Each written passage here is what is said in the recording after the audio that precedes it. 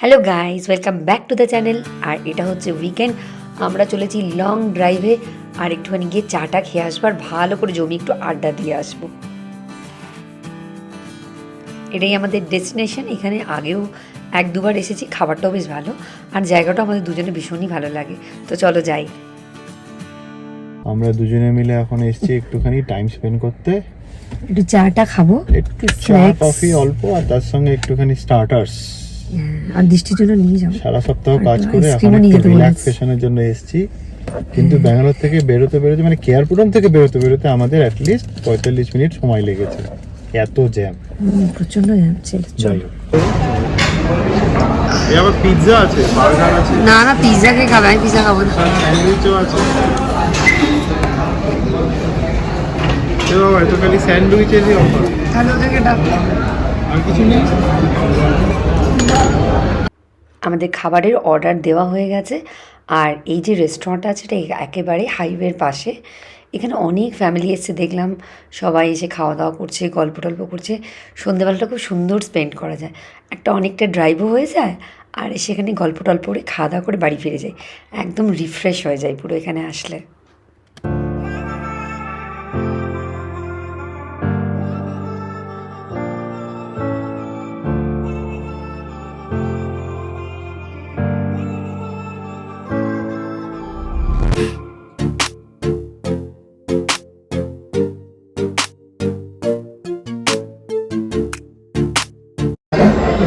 আমরা এটা chilli mushroom নিয়েছি,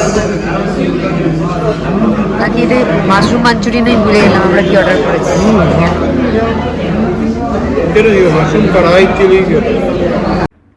আর এটা আমরা নিয়েছি বেবিকর্ন মাঞ্চুরিয়ান।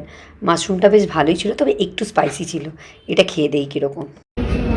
আমাদের চা এসে গেছে, এত ভর্তি চা দিয়েছি, কীভাবে খাবে বুঝে উঠতে পারছেন।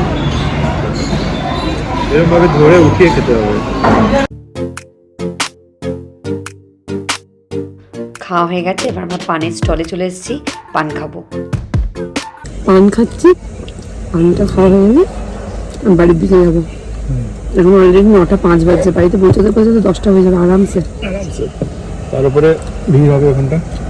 এত বড় একটা পান দিয়েছিল, পেট পুরো ভর্তি হয়ে ডিনার হয়ে গেছে। ভালো ছিল খাবারগুলো। চলো স্টার্ট করবো নাকি? বেল্ট, সিট বেল্টটা লাগাই।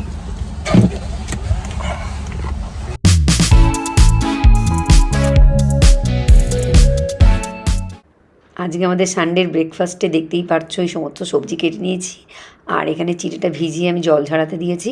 আজ হবে আমাদের চিড়ের পোলাও। অনেক দিন আমাদের চিড়ের পোলাও বানানো হয়নি, তাই আমরা ভাবলাম যে আজকে চিড়ের পোলাওই খাওয়া যাক। তো সবজি টবজি দিয়ে এই সময় ভালোই লাগে খেতে। আমি উপর থেকে একটু ঝুড়ি ভাজা চড়িয়ে দিচ্ছি, তাহলে এটা খেতে আরও ভালো লাগে। কবে থেকে এখানে দেখো মাছের জিনিসগুলো হচ্ছে পড়ে আছে। স্পার্কেল এদিকে চিৎকার লাগাচ্ছে, বাবা এসছে নিচে। তো এই বস্তাটার মধ্যে মানে প্রায় এক সপ্তাহ ধরে পড়েছিল, এখান থেকে নিয়ে অনেক জিনিস ইউজও করা হয়ে গেছে। দিয়ে আমি বললাম না, যে ফাইনালি এগুলো গোছাতেই হবে, অনেক দিন ধরে পড়ে আছে। এখন আমি বসে এগুলোকে গুছিয়ে নেবো, দিয়ে রান্নার দিকে যাব। আজকে আমাদের লাঞ্চটা একটু অন্যরকম হবে। এই দেখো মোটামুটি জোগাড় করে ফেলেছি। আর এখানে চিকেনের সাথে আমি দিয়েছি একটু আদা বাটা, একটু রসুন বাটা, একটু সল্ট আর লেবু। এটা ভালো করে মাখিয়ে নিয়েছি আর দিয়ে এটাকে আমি 10 মিনিট মতো রেখে দেবো। 10 মিনিট বা 20 মিনিট রাখলে একটু বেটার হয়।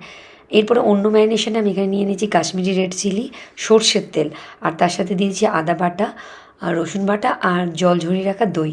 আর এবার দিলাম কাসুরি মেথি, একটু চাট মশলা, একটু সল্ট অ্যাড করলাম, কারণ আগে সল্ট মেশানোই ছিল।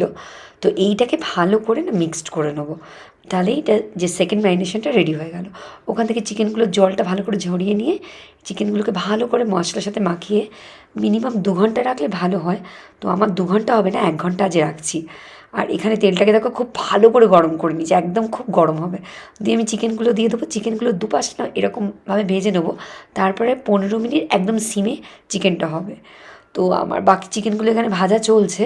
ভাজাটা হয়ে যাওয়ার পর আমি এখানে গ্যাসে এরকমভাবে একটুখানি রোস্ট করে নিয়েছি হালকা করে, ওপর থেকে লেবুর রস ছড়িয়ে দিয়েছি। আজকে আমাদের একটু অন্যরকম লাঞ্চ রেডি হয়ে গেছে। আজকে এখানেই শেষ করলাম। তোমরা সবাই খুব ভালো থেকো। নেক্সট ভিডিওতে তোমাদের সাথে খুব তাড়াতাড়ি দেখা হচ্ছে। Bye bye.